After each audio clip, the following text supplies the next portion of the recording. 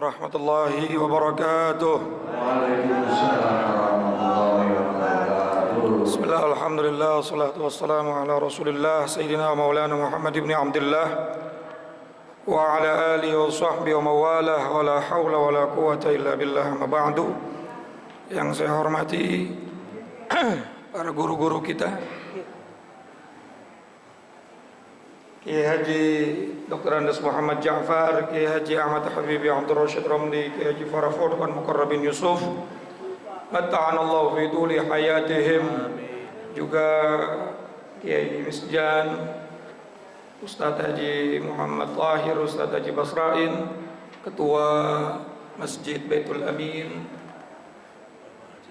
Bapak Haji Sutarno beserta jajaran pengurusnya dan seluruh para jamaah bapak-bapak, ibu-ibu yang semoga semuanya dirahmati dan dimuliakan Allah Subhanahu wa taala. Tanpa berpanjang kalam, mari sama kita lanjutkan kembali pembahasan kitab kita. Namun sebelumnya kita baca surat Al-Fatihah. Mudah-mudahan Allah memberikan kita ilmu manfaat. Duduknya kita dari awal sampai akhir tidak disia-siakan oleh Allah Subhanahu wa taala, menjadi sabab wasilah Allah ampuni dosa-dosa kita, hajat kita dikabul, diijabah oleh Allah Subhanahu wa taala. Amin.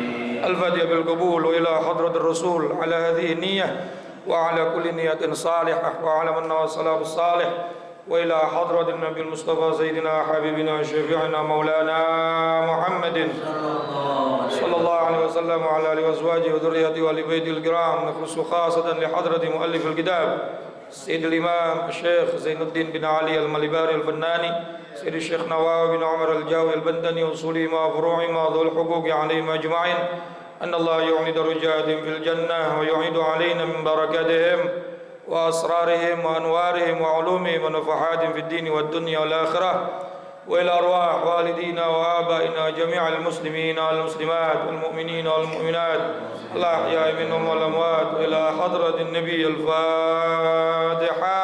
A'udzu billahi minasy syaithanir rajim. Bismillahirrahmanirrahim.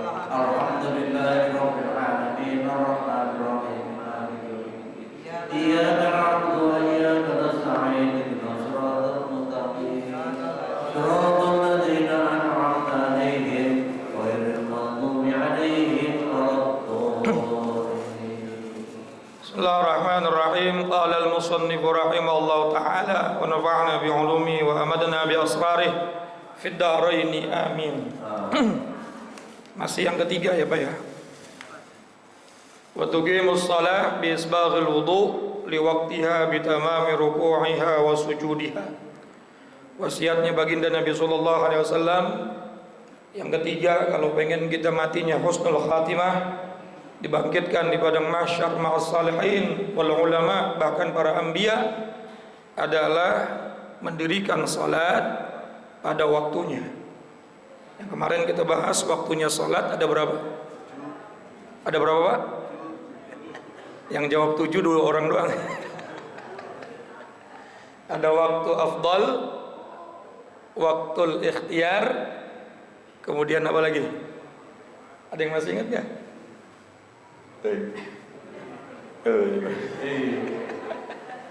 Ada waktu yang paling utama, awal waktu, kemudian waktu jawaz, waktu ikhtiyar, dari mulai masuk waktu salat sampai akhir waktu salat, kemudian waktu tahrim, waktu hurmah, waktu yang diharamkan, itu ketika salat di betul-betul ujungnya waktu salat.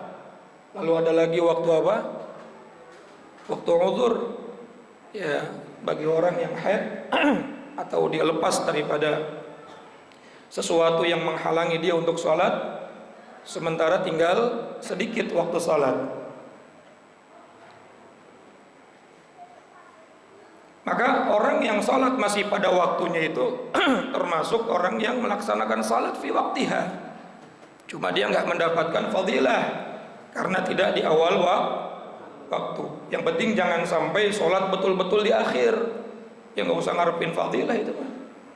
Nggak disentil malaikat aja udah untung. Betul nggak? Sholat zuhur 2 rakaat di waktu zuhur, 2 rakaatnya lagi di waktu asar. Apa ya? Sholatnya sah, sah. pahalanya dapat, ya kagak usah ngomong. Ya betul Pak Kakak. Ya, jadi waktu salat itu panjang, dimulai dari masuknya waktu salat sampai akhirnya waktu salat. Seperti zuhur, mulainya daripada matahari di atas kepala kita bergeser sedikit ke arah barat, ya.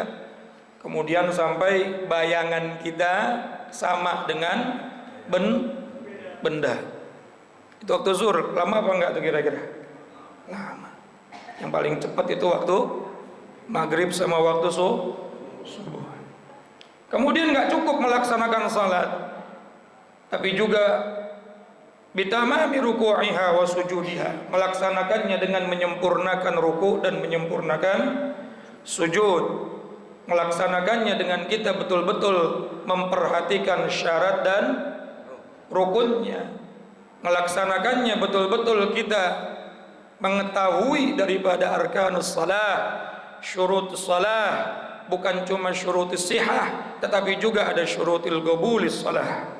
Ada syarat supaya sah salat kita, ada syarat supaya diterimanya salat kita. Kalau kita baca kitab Sulamun Taufik, itu ada di syarahnya kitab Sulamun Taufik, Mirqatus Su'di Tasdiq. Syekh Nawawi mensyarahkan kitab Sulamun Taufik yang disusun oleh Sayyid Abdullah bin Husain bin Tahir Ba'alawi. Lalu beliau membuat syarahnya kitab tersebut, nama kitabnya Mirqatus Su'di Tasdiq, bahwa syarat salat itu ada dua. Yang pertama, ada syurutis sihah, ada syurutil qabuli. Ada syarat sahnya salat, ada syarat diterimanya salat. Ya, kalau syarat sahnya salat kita udah belajar tentang daripada ilmu fikih. Harus bersih dari hadas kecil dan hadas besar. Harus suci dari najis pakaian, badan dan tempatnya. Harus menutupi aurat. Harus menghadap kiblat. Betul nggak? Kemudian rukun salat ada 3. Yang pertama qalbi, qauli dan fi'li. Qalbi niat, qauli ada 5 secara ilmu fikih mazhab Syafi'i. Takbiratul ihram harus diucapkan, terdengar oleh telinga sendiri. Mura'atu hurufiha, mura'atu tasydidatiha, dijaga hurufnya, dijaga tasydidnya. Kemudian qiraatul Fatihah dari bismillah sampai waladdallin, mura'atu hurufiha, mura'atu tasydidatiha. Ayasma'a nafsahu, terdengar oleh telinga sendiri. Kemudian tasyahud akhir, ya, itu juga termasuk rukun qauli, dibaca, terdengar oleh telinga sendiri, telinga yang masih normal, ya, bukan telinga yang mohon maaf nggak kedengeran kalau nggak kenceng, nanti sholatnya teriak-teriak. Ya, terus kemudian dijaga hurufnya, dijaga tasydidnya. Dan yang berikutnya, yang nomor 4 adalah sholawat di dalam tahiyat akhir, dan yang kelima adalah salam. 5 rukun qauli yang wajib dibaca cuma 5. Selain dari 5 tersebut hukumnya sunnah. Doa iftitah, baca surat setelah Fatihah. Takbir intikal, karena takbir terbagi menjadi 2. Ada takbiratul ihram, ada takbir intikal. Yang wajib, yang rukun cuma 1 inda Syafi'i, menurut mazhab Syafi'i, yaitu takbiratul ihram saja. Sementara takbir intikal sunnah, dibaca kedengeran hukumnya dapat pahala, dibaca di dalam hati pun hukumnya sah. Ya, beda dengan mazhab yang lain, wajib. Kemudian baca doa ruku, baca doa sujud, baca doa i'tidal, semuanya sunnah. Selain yang 5 tadi bacaan hukumnya sunnah. Lalu yang ketiga ada rukun fi'li, rukun perbuatan, berdiri, kemudian ruku, tumakninah dalam ruku, i'tidal, tumakninah dalam i'tidal, terus sampai tasyahud akhir. Nah, itu namanya arkanus shalah. Supaya sah salat kita, perhatikan syaratnya dan rukunnya. Tapi jangan lupa ada juga syurut liqabulis shalah, syarat-syarat supaya salat kita diterima. Udah cakep syaratnya, sahnya udah ngerti, rukun salatnya udah paham, tapi hati-hati, ada juga syarat untuk diterima. Minimal dalam kitab Mirqatus Su'di Tasdiq mensyarahkan kitab Sulamun Taufik itu ada 4, Pak. Supaya salat kita diterima ada berapa? Ada berapa? 4. Ini jelas kan suara Pak? Jelas apa kagak? Masya Allah, khusyuk bener sampai pada ngantuk. Ya, ngaji udah dingin, gerimis, AC lagi, udah khusyuk bener dah ngajinya. Yang pertama, betul-betul pada saat kita melaksanakan salat, apa yang kita kerjakan dari awal sampai akhir hanya mencari ridhonya Allah. Makanya fawailul lil musallin itu bukan cuma alladzina hum an salatihim sahun, tapi juga alladzina hum yuraun. Mereka yang selalu riya, mengharapkan pandangan dan penilaian dari selain Allah. Maka walaupun sah salatnya, tapi nggak diterima. Kalau nggak diterima, ya nggak usah mengharapkan janji-janji fadilah, keutamaan daripada salat. Yang berikutnya, wa ayyakuna ma'kulahu wa malbusahu wa musallahu halalan. Apa yang dimakan, apa yang dipakai, dan tempat sholatnya semuanya harus terbukti dari barang yang halal. Kalau fikih cuma syarat sahnya cuma membicarakan tentang suci dari najis, menutup aurat. Tetapi lebih daripada ilmu fikih ada ilmu tasawuf. Bukan cuma suci dari najis pakaian badan dan tempat, tetapi juga wajib dipastikan halal makanannya, halal pakaiannya, dan halal juga tempat salatnya. Makanya banyak yang sah tapi belum tentu diterima. Memang kata Syekh Nawawi juga dikatakan, mencari halal yang murni itu cuma satu, Pak. Itu air hujan yang turun langsung dari langit, nggak usah pakai wadah, langsung diminum pakai mulut. Karena kalau sudah pakai wadah, wallahu a'lam dah udah. Ya, wadahnya dibuat dari apa? Waktu bikinnya, uangnya halal apa kagak udah syubhat semua. Tapi andai kita nggak bisa mencari halal yang 100% murni, minimal kita yakin benar cara mengambilnya itu halal, cara mendapatkannya itu halal. Walaupun tidak 100% murni. Masya Allah. Yang ketiga, wa ayyahdura qalbahu fiha. Kita betul-betul dituntut untuk apa? Menghadirkan hati kita.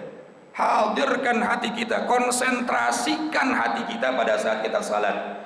Dari mulai takbiratul ihram sampai salam, kadar supaya salat kita diterima itu yang penting apa? Hudurul qalbi, konsentrasi. Berapa persen kita konsentrasi, berapa persen pula sholat kita diterima. Pak, konsentrasi itu apa yang kita baca, apa yang kita kerjakan, semuanya kita sadari, kita ketahui. Namanya apa?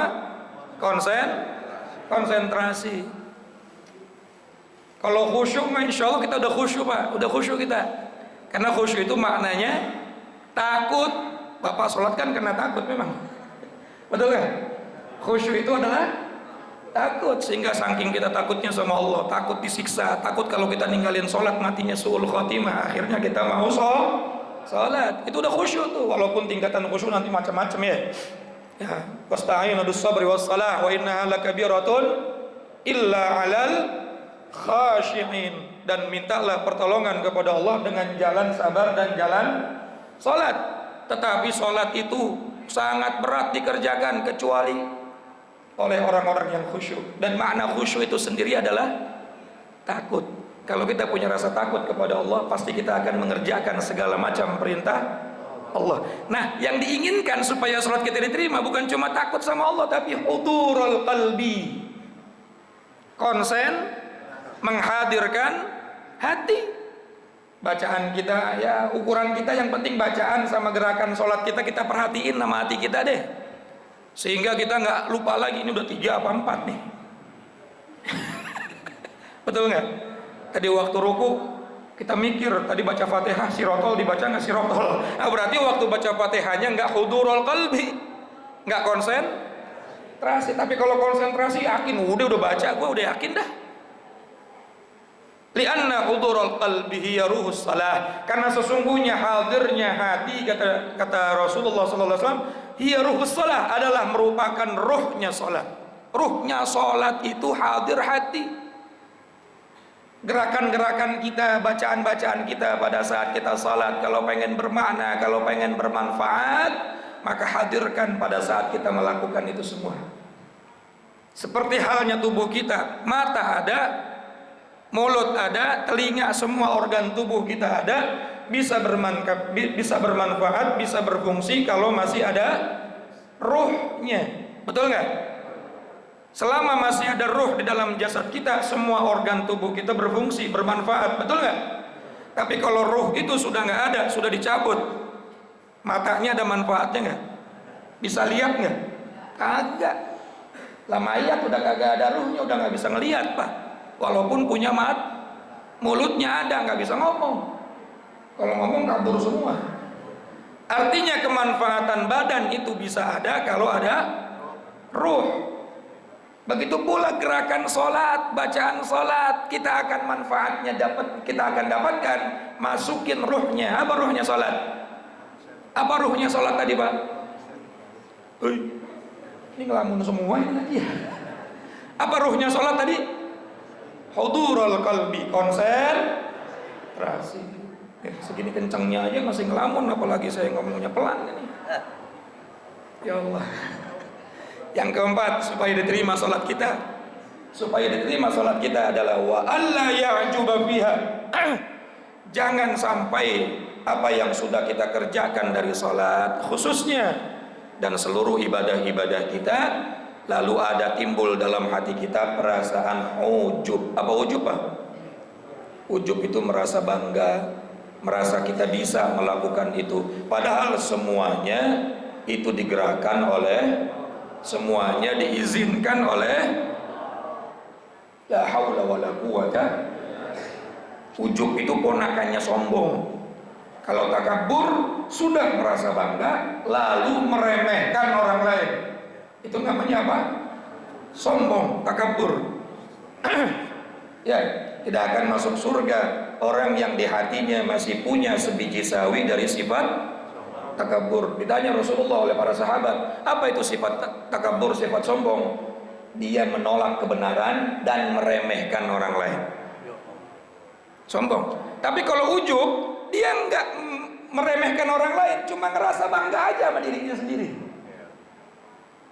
Ini berkat saya, ini karena saya bisa, ini karena saya mampu. Masya Allah. Padahal la haula wala quwata illa billah. Sifat ujub juga bisa menghancurkan ibadah salat kita dan ibadah-ibadah kita yang lain.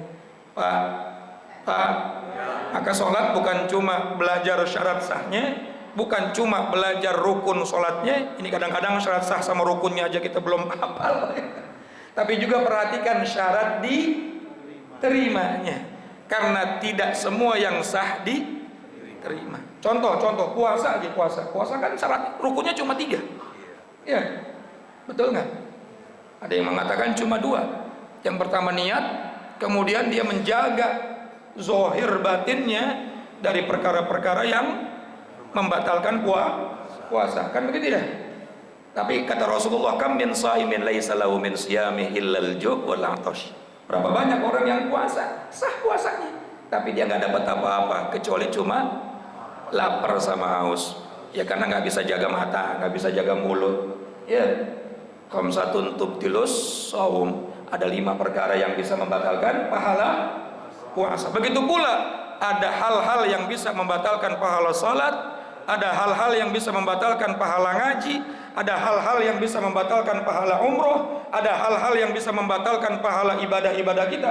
Bukan umrohnya, bukan ngajinya, bukan salatnya, tapi pahalanya bisa batal. Di antaranya apa? Ujub, merasa bangga dari apa yang kita kerjakan, menganggap diri kita mampu, padahal semuanya anugerah dari Allah. Maka kalau kita selesai ngapa-ngapain, kita ucapkan bagaimana? Alhamdulillah. Yang dipuji siapa? Bukan kita kan ya? Bukan kebiasaan kita kan ya?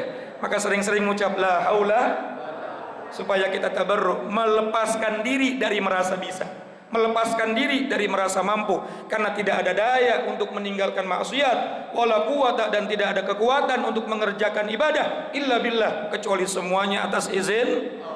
Yang keempat, syarat diterimanya sholat. Ya, begitu pula ibadah yang lain. Yang pertama apa? Lupa lagi.